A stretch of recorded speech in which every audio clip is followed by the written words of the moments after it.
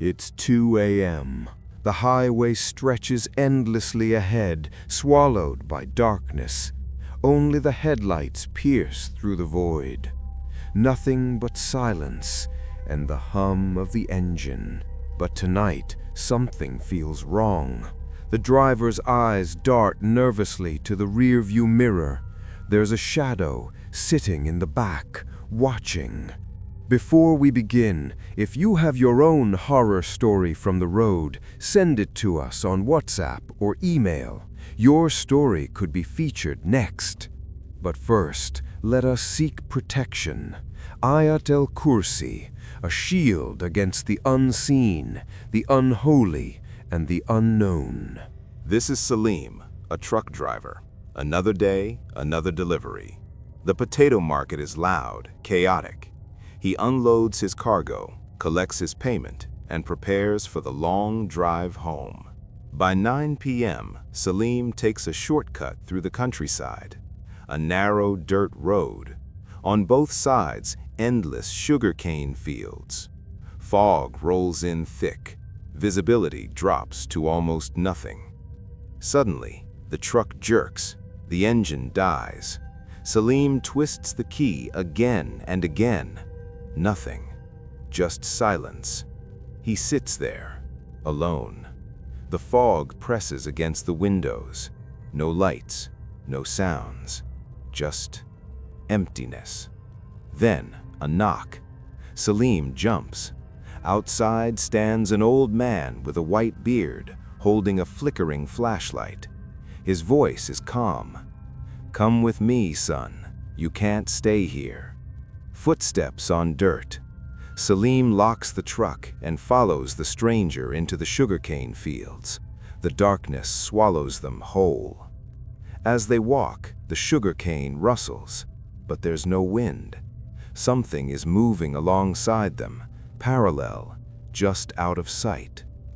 The old man suddenly stops. Light a cigarette, now. Then he begins reciting Ayatul Kursi, loudly, desperately. They arrive at a farmhouse, a large courtyard, animals tied to posts, an old tractor rusting in the corner. 2 mudrooms stand silent in the dark. The old man leads Salim to a small room with a charpai. "Sleep here," he says. Then he locks the door from the outside and leaves. Silence. Then, coughing. It's coming from the room next door, the one that's also locked. Salim tries to sleep, but then he hears it, a rasping breath coming through the wall. It sounds feminine, labored, wrong. He moves closer to the cracked mud wall, listening. "Brother, please, for God's sake, open the latch. He has imprisoned me." Hypnotized, Salim walks to the connecting door. His hand trembles as he reaches for the latch. The latch opens, panic floods him. He slams it shut and stumbles back into his room. Chaos erupts. Dogs howl in terror.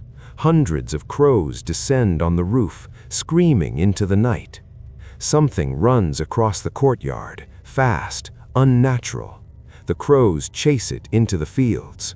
Salim opens the mysterious room. The smell is unbearable. A red lantern burns in the corner, casting demonic shadows.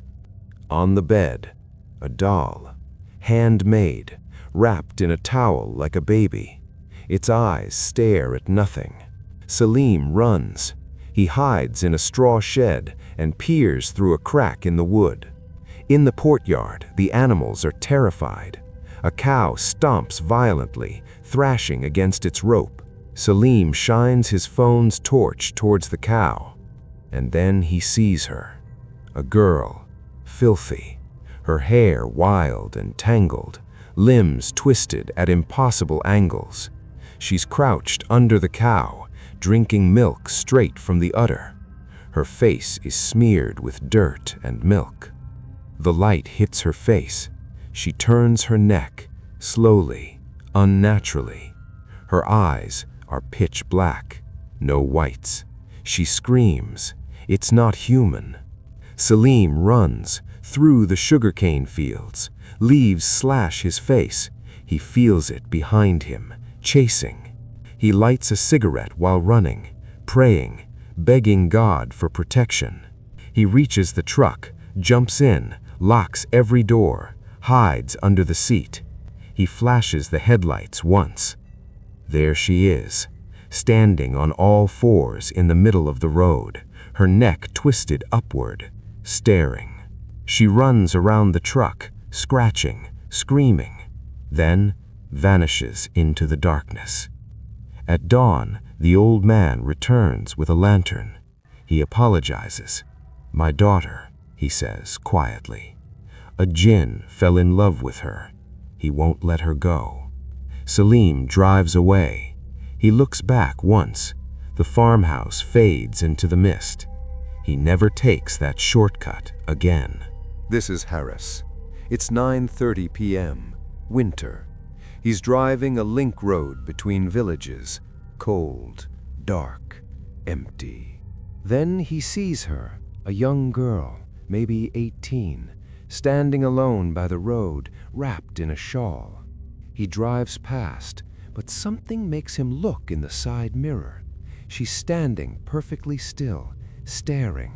Harris reverses. "Are you okay?" he asks. She says her brother is very sick. She needs help. They walk down a dirt path into the fields, away from the road, away from safety. The silence is suffocating. Then Harris smells it, rotting flesh, like a dead animal left in the sun. After 15 minutes, Harris stops. "We're lost. Where is your brother?" The girl turns around. Her face has changed, a sinister smile, eyes glowing faintly. "How will you go back now?" she whispers in a heavy, unnatural voice. Harris turns and runs. He hears heavy footsteps behind him, branches snapping. Something is chasing him. He falls in the mud. Then he feels it, a cold, dead breath right next to his ear. In the distance, a dim light. He runs toward it. A cow mooing, old wood creaking. He crashes into a broken courtyard. An old woman sits by a dying fire. A starving cow moos pitifully. Harris rushes into the room and bolts the door. "Who are you?" the old woman asks. Something slams against the door, scratching, pounding. It wants in. The old woman speaks slowly.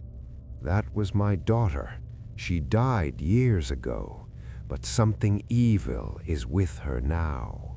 The lamp goes out, total darkness, and then Harris hears the breathing inside the room. A metal bracelet jingling. The old woman presses an iron bracelet into his hand. "When the door opens, run, but do not look back." The door creaks open. A smell of rotting earth floods in. Harris runs. "Harris, stop! I won't hurt you!" The voice echoes through the fields, sweet, seductive, evil.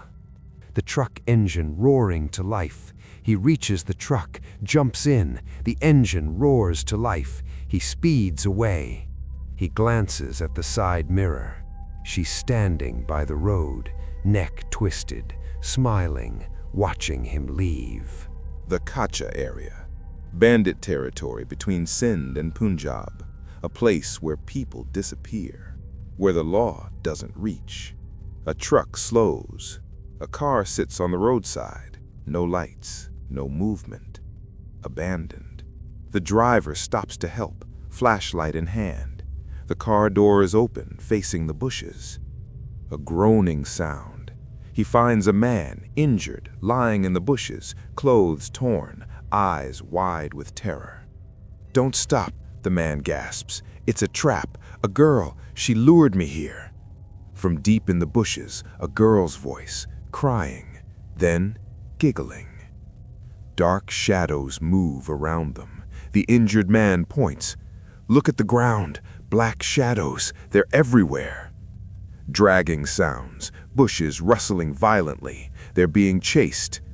Doors slamming, locks clicking. They throw themselves into the cabin, lock the doors.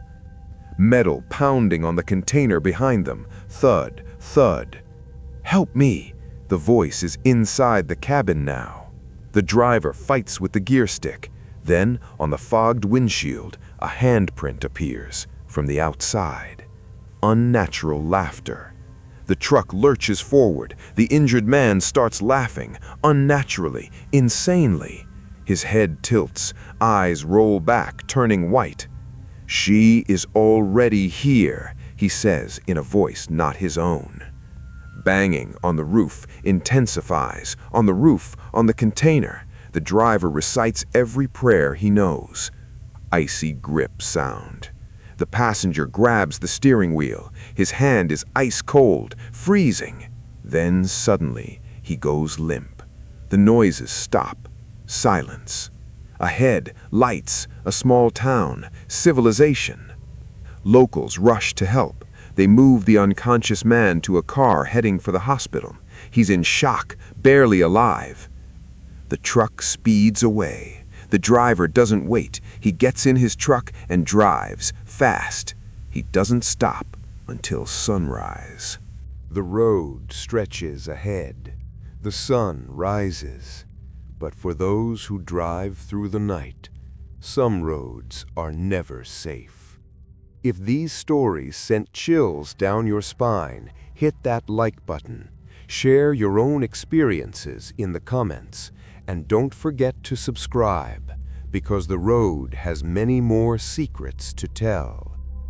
Stay safe out there, and remember, not everyone you meet on the road is human.